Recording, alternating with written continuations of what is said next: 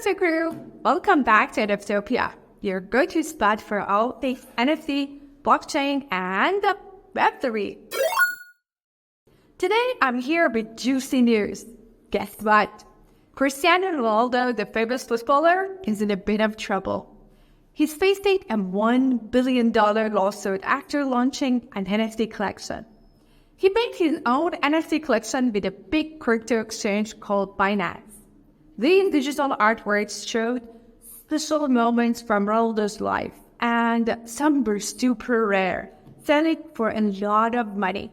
Now, the problem is that some people who bought these NFTs are not happy.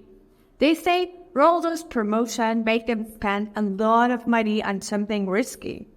They're so upset that they're suing him for $1 billion. This lawsuit comes right after Binance settled another big issue with US regulators for $4 billion. The person in charge of Binance had to step down because of that. He even admitted to breaking some laws and might go to prison. The lawsuit claims that Ronaldo, by promoting Binance's NFTs, helped them make a lot of money.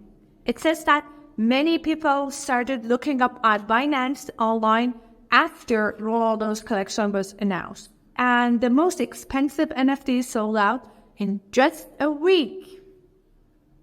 The lawsuit also says that Ronaldo should have told everyone how much money he got for teaming up with Binance.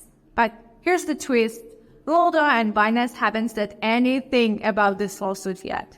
In fact, just a few days ago, Ronaldo mentioned he was working on something with Binance. Let's see how this unfolds.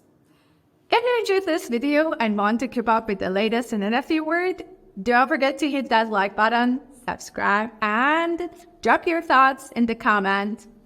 Stay tuned for more.